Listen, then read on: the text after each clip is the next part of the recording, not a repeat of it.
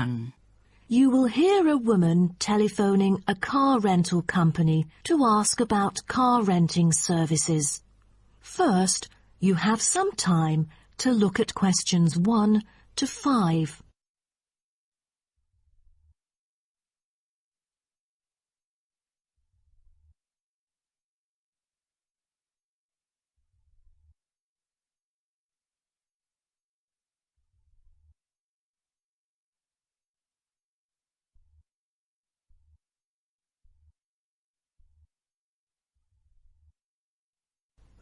Listen carefully and answer questions 1 to 5. Hello. First Choice Car Rental. How may I help you? Oh, good morning. I'm calling for some information about your car renting services. I'm an American and I will be going on a family holiday to your city from Ohio next month. Okay, no problem. It's our pleasure to serve you. Could you please tell me your name and contact information first? I'm Caroline. That's Caroline.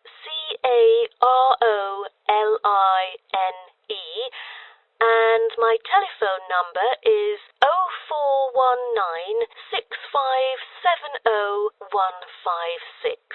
04196570 Okay, I've got that. And how can I send you our quotation? If you are satisfied with our arrangement, is email all right, or should I send it by post? The latter, please. I'm afraid I'd prefer to read it on paper. That's no problem. I'm considering renting a caravan for a week, but I don't really know the price range for it since I haven't rented any car through that method before. I think it should be within my budget of $50. You know, we have various caravans at different renting prices, according to the class of vehicle, facilities inside, mileage, etc. I'd recommend the Explorer, taking your budget into consideration, which is of good value and will cost you $39 per day. Is that okay? Of course, that's fine for me. I know the Explorer. That could save me $11 each day. You know, a family holiday will be costly. That van is perfect. I'm glad that you like it. So, do you have any particular requirements about your room in the van? How many beds are there? 1 twin bed. But there are 3 of us. My mum, daughter, and me. So, can we add another bed? No problem. For the facilities, I think a kitchen is the most important. And, of course, the stove. Before you hear the rest of the conversation, you have some time to look at questions 6 to 10.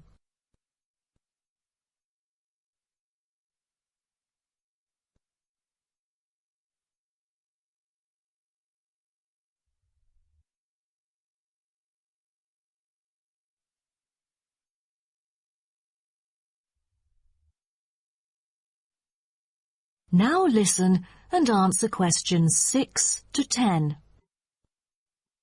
In our vans, such as Explorer, there are all the basic bedding materials you need, like pillows and blankets, as well as some equipment for daily life. And many things can be added into your room according to your needs, such as a coffee maker. Well, I need to have a heater in case it'll be cold at night, and a microwave, of course. All right, I've taken notes of all these things. Actually, all our vans should be taken from our company, which is not too far from the city centre, so we can pick you up from the centre for free. Is that okay? Oh, I'm afraid we'd better be picked up from the airport, as we are foreigners in your country and not familiar with the transport system. Is that all right? Yes, it is no problem. With that comes the information for the insurance. I need the driver's name and age. That is my daughter, Chris, who is 19, the youngest driver amongst us 3. I'm sorry, but our company only accepts caravan drivers aged 25 or over, according to our regulations. So... Well, that would be me, Caroline, and I'm 49 years old. And where was your driving license issued? I mean the country. I've got a license in America, but I've also got one in Australia, which is still valid. Is it better for me to register the local one from your country? Yes, that might be better. So your registration number is... That is the end of part 1. You now have half a minute to check your answers.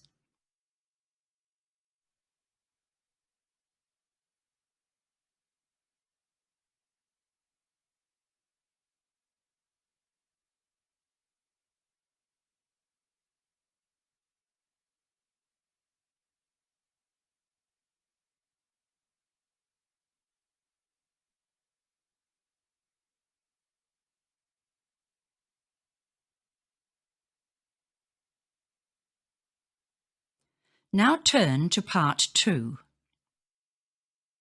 Part 2. You'll hear a talk between a host and a professor called Alison Downing about cocoa beans. First, you have some time to look at questions 11 to 16.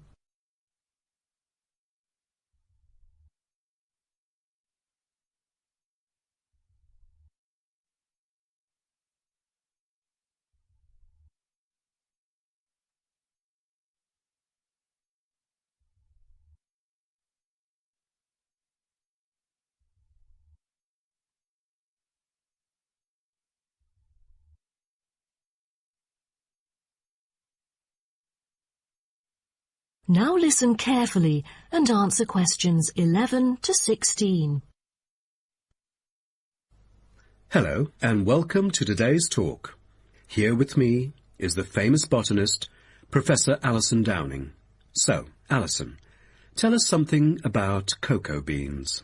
Cocoa beans, also called cacao beans, are the primary constituent in making chocolate, grown in tropical areas in South and Central America, West Africa and Asia. The cocoa tree is often raised on small family-owned farms. When the harvested pods are opened to expose the beans, the pulp and cocoa seeds are removed and the rind is discarded. The pulp and seeds are then piled in heaps, placed in bins or laid out on grates for several days. During this time, the seeds and pulp undergo a process called sweating, where the thick pulp liquefies as it ferments. The fermented pulp trickles away, leaving cocoa seeds behind to be collected. This is when the beans are harvested, and then the bags holding them are ready to be transported. But the most important step in processing the cocoa bean is cleaning it. Once the beans are unloaded from the railroad cars, the packages are opened and then weighed by machines. Then the pods are split and the seeds or beans are covered with a sweet white pulp or mucilage. On arrival at the factory, the cocoa beans are sorted and put in a hopper to be cleaned more rigorously. The wet beans are then transported to a facility so they can be fermented and dried. They are fermented for 4 to 7 days and must be mixed every 2 days. They are dried for 5 to 14 days, depending on the climate conditions. The fermented beans are dried by spreading them out over a large surface and constantly raking them. Then the beans are ready to be roasted. Now, roasting takes place at a high temperature, and then the beans are boiled in a heated chamber. During the roasting process, the beans will be expanded and cracked. But prior to this, the beans are trodden and shuffled about using bare human feet. During this process, red clay mixed with water is sprinkled over the beans to obtain a finer colour, polish and protection against molds during shipment to factories in the United States, the Netherlands, the United Kingdom and other countries. Now, back to what I was saying. After the beans are cracked, they need to be cooled. Then the roasted beans are sealed in pockets. Before you hear the rest of the talk, you have some time to look at questions 17 to 20.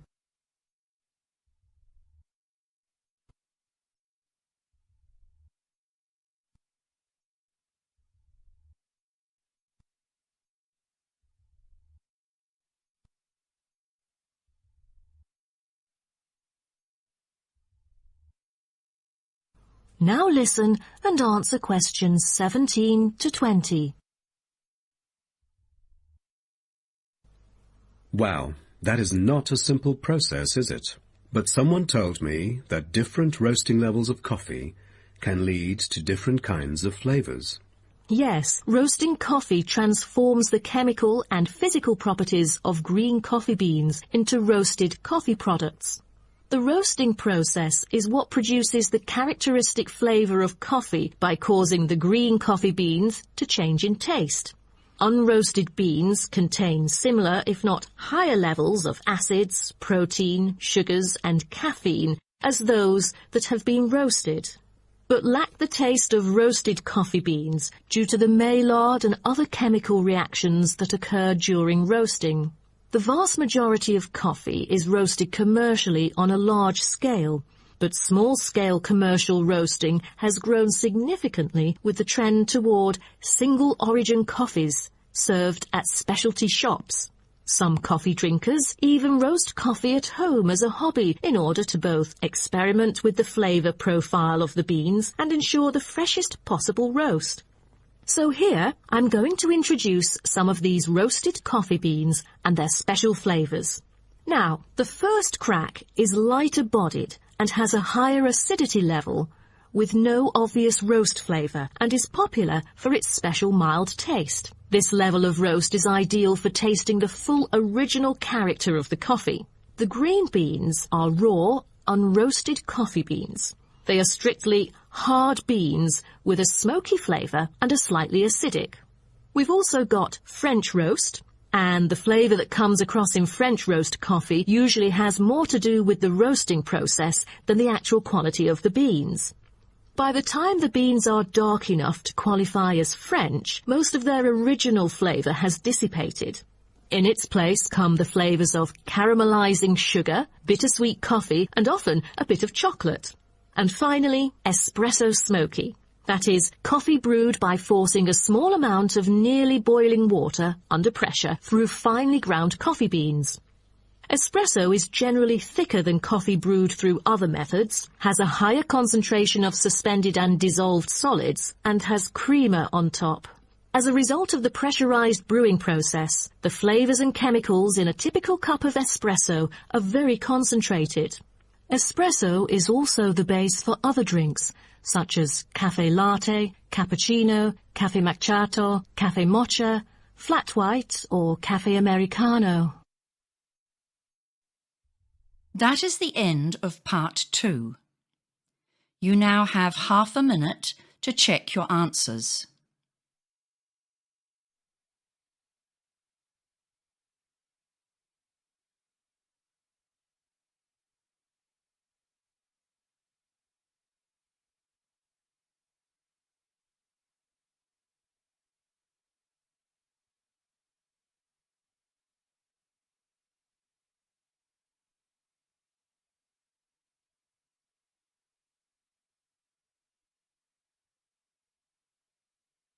Now turn to part 3.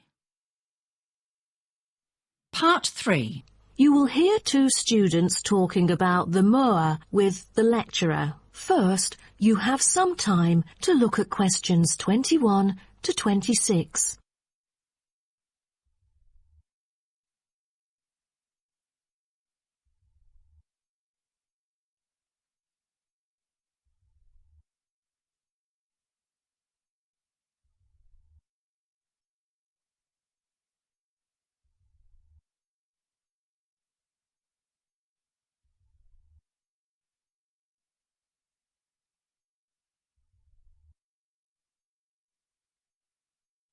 Now, listen carefully and answer questions 21 to 26. Thank you all for coming here today to hear about the moa, a kind of animal which has been extinct for a long time. Well, first of all, we look at what the moa are. The moa are 9 species of flightless birds endemic to New Zealand. They were the dominant herbivores in New Zealand's forest, shrubland and subalpine ecosystems for thousands of years. But around 500 years ago, they all went extinct. When I mention extinct animals during ancient times, you may immediately think of dinosaurs, which disappeared around 66 million years ago. Fossils of dinosaurs, which we use to study, are large in number, but not many of those of moa remain, though both animals appeal to people today. So, the moas sound more mysterious now. But sir, I've got a question about these flightless birds. How can we distinguish them from other birds? That's a good question.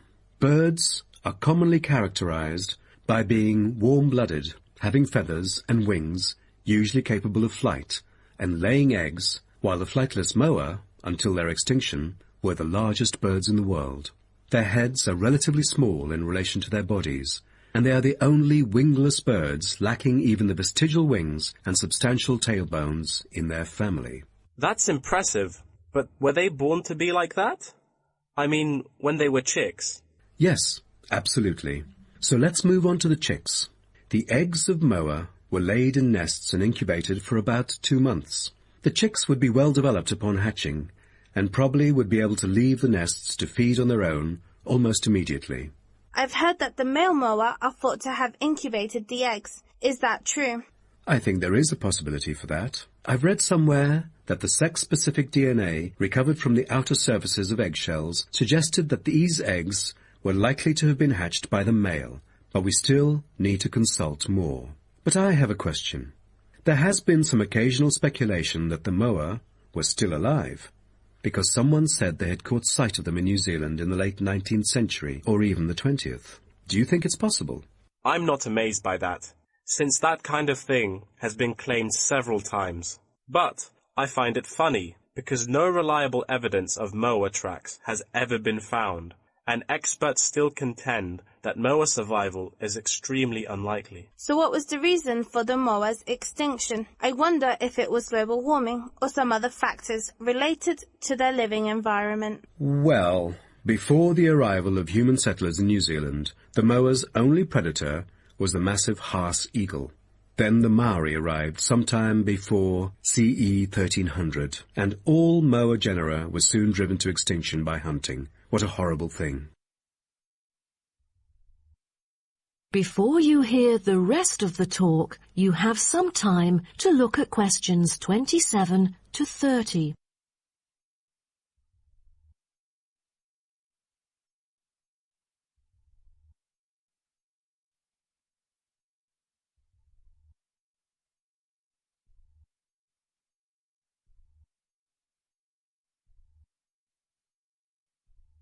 Now, listen and answer questions 27 to 30.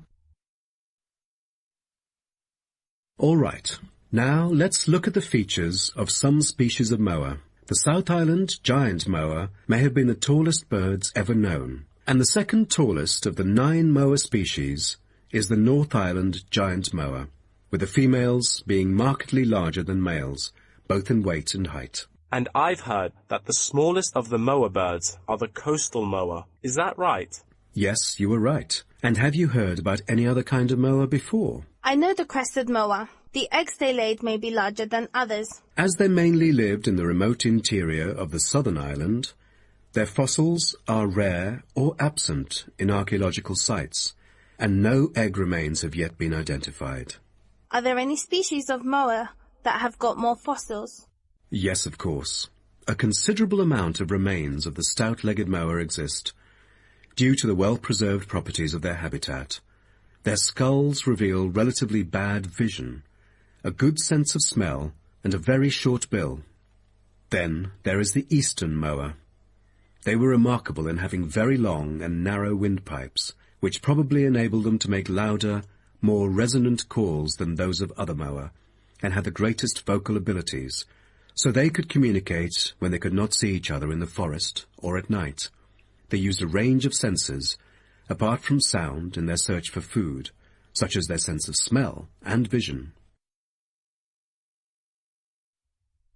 That is the end of part 3.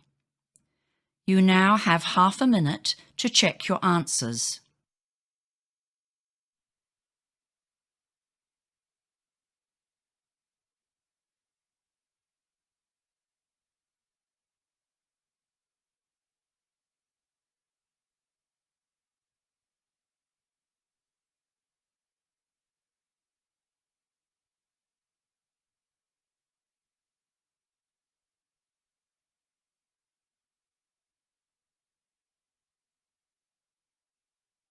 Now turn to part 4.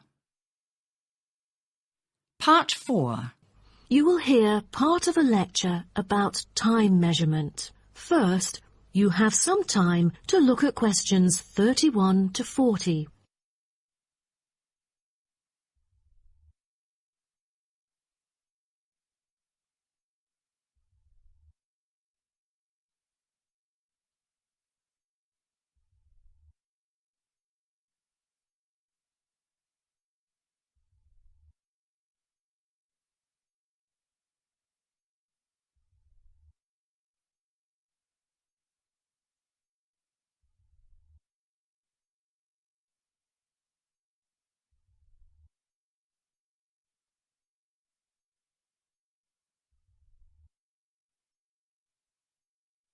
Now, listen carefully and answer questions 31 to 40.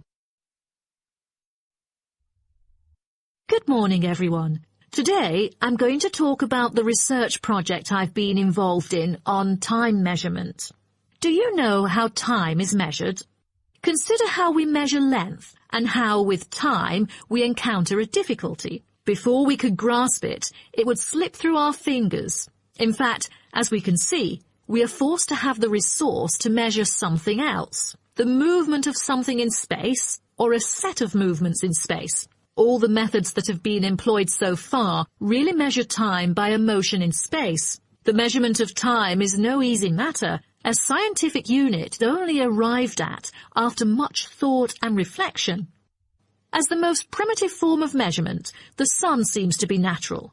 Ever since man first noticed the regular movements of the sun and stars, we have wondered about the passage of time. Prehistoric people first recorded time according to the sun's position. To start off, let us take noon, which is when the sun is on the meridian at the highest point of its course across the heavens, and when it casts the shortest shadow. But this measurement, which was regarded as a major one in ancient times, was less important than the natural events that occurred. The earliest natural events that had been recognized were in the heavens, but during the course of the year there were many other events that indicated significant changes in the environment. Seasonal winds and rains, the flooding of rivers, the flowering of trees and plants, and the breeding cycles or migration of animals all led to natural divisions of the year, and the further observation and local customs led to the recognition of the seasons. Years later, precise measurements were invented because the passage of time was extremely important for astronomers and priests who were responsible for determining the exact hour for daily rituals and for important religious festivals. Apart from the connection with religion, accurate time measurement was also related to the government, since they divided the day or the night into different periods in order to regulate work and various events.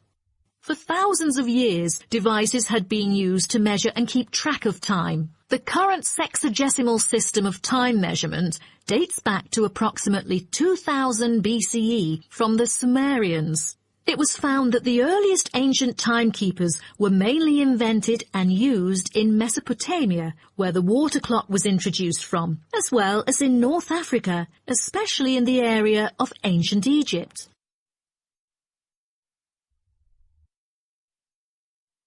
So, now I'd like to introduce you to some of the most well-known ancient timekeepers, as well as the disadvantages of them, for which they were replaced by various new forms of clocks that were used afterwards.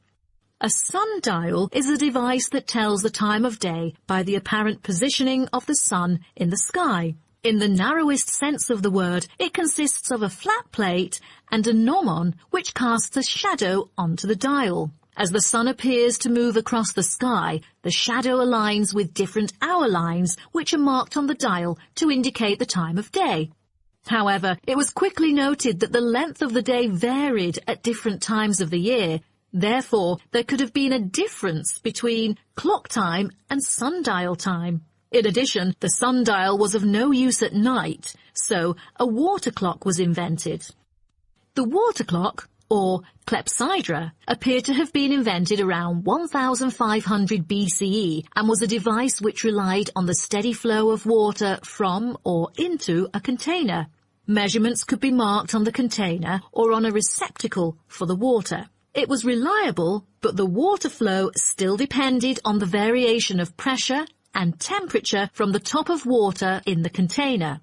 As the technology of glass blowing developed, from some time in the 14th century, it became possible to make sand glasses.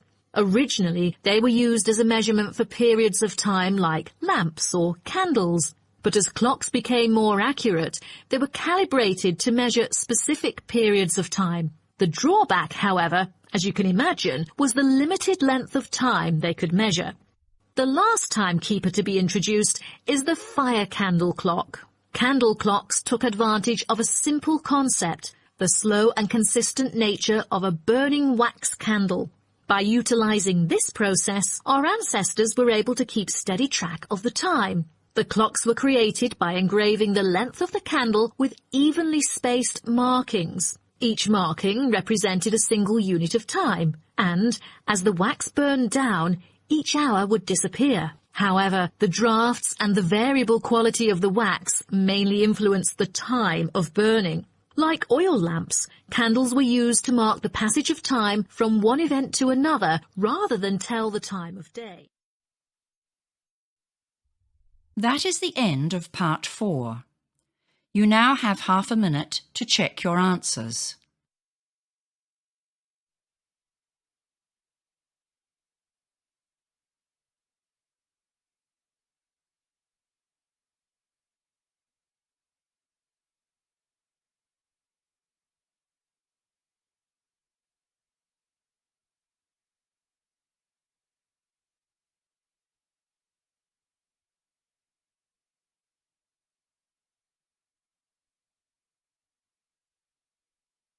That is the end of the listening test. You now have 10 minutes to transfer your answers.